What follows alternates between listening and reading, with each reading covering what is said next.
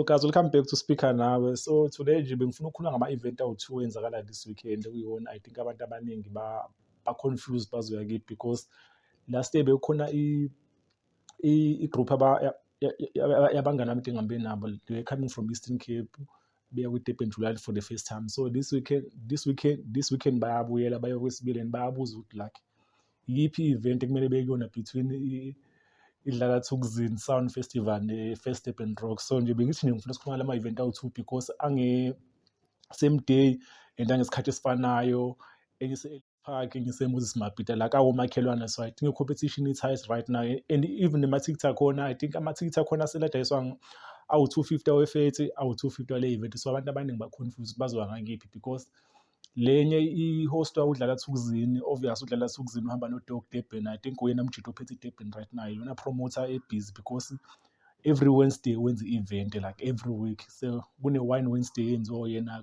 u-Dog, so yena umuntu o-behind i-event leyo. On the other side umalume la i-Afrotainment ayenza ama-event amaningi but every year actually 2 times a year because bayenza ngoJuly i-fete phinde ibe khona ngomhla ka-31. So abantu abaningi ba-confused bazoya ngakipi. Nami ngithi nje ngifuna ukubeka i-opinion yami because I think for umuntu oqalayo like ukuya kwi-Durban July ufuna i-after party, I think ngingayi-recommend i-fact because sengike ngaya kuyona like so many times and iphela ekuseni. So mawuthi uyifuna yonke le vibe ye-Durban July, I think kumele uye ngaku-fact because izophela ngo-6 ekuseni. Inkinga kule i-Sound Festival noma or any other after party e-Durban July eyenzakalayo aphela ngo-12 ebusuku. So kumele ube umuntu owazi ukuthi une-accommodation futhi uwumuntu ozosuka lapho uyolala because mawuthi usafuna ukuya kwenye indawo kuzokukhosta because uzomele uphinde uhambe uyokhokha ithikithi and ama-club ayavala early amanye-ke. But angazi ngaleya weekend because so-weekend inkulu, mhlawumbe amanye awavala, mhlawumbe ungaya ku-Florida Road but kuzomele amakhosi azoba too much.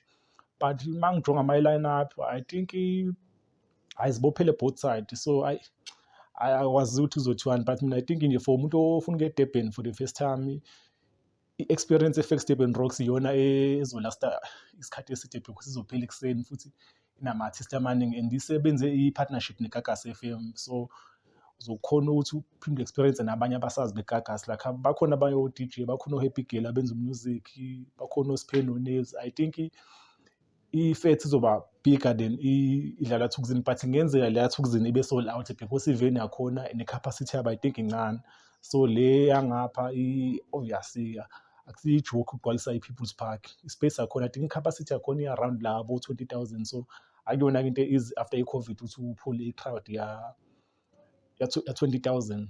So ngike ngabona ama-highlights ngathi i-VIP bisi-sold out kule yadlala Thukzin, le yatira bisekhona i-VIP and yeah ama-package akhona I think abe-reasonable. So mina angiyena umuntu oqheme ne-afro but I think for umuntu oqalayo ukuya ku-Durban July I think ngiya-recommend i-First Durban Rocks, yeah, because sibe khona isikhathi eside ne-line-up eningi and isine-rhythm yakhona because yenzeka every year. So like bane-experience yayo yonke into eyenzakalayo, indlela yokukhontrola ngayo i-stage, abantu abaqala ukuphefoma like i-vibe yakhona, indlela enyuka ngayo ukuthi no masekushaya lezi khathi lezi ezi-serious o-12 oba nabadlalayo. And this into engenza ngifuna ukuya kakhulu because ine-major league. I think lawo majida lawa ayiphusha kakhulu i-culture yamapiano even nje beside ukuphusha i-culture yamapiano because ngaba yifeni yabo besenze i-hip hop, yeah. So nje I think be-move kule side lamapiano, benza nama-event, yonke into abayenzayo like ba-consistent abayeki. So I think abanye abantu engifuna ukubabona and no-Durban Gogo, yeah, omunye naye umuntu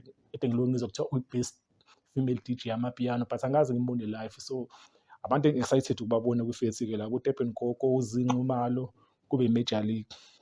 Ubani ophefoma odengakaze bekhona before? Ukhona umuntu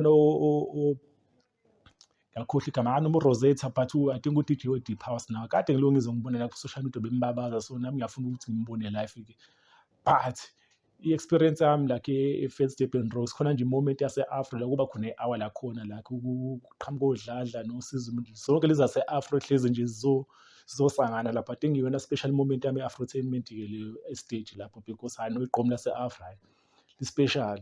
So ayiyona but abakhona nangale kuboshelwe nangale. So mina bengisho nje ukuthi nje bakukhona ofuna ukuya for the first time asiye ngapha e-People's Park. I think i-vibe izobe ikhona. But-ke mothi vele nifuna ukuba uNdlela Thukzin, ngingaya because ngomhla ka-31 uNdlela Thukzin ube khona e-People's Park.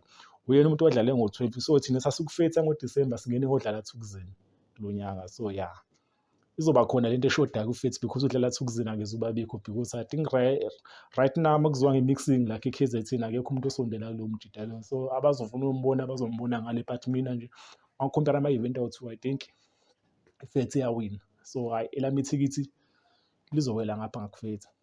Awe.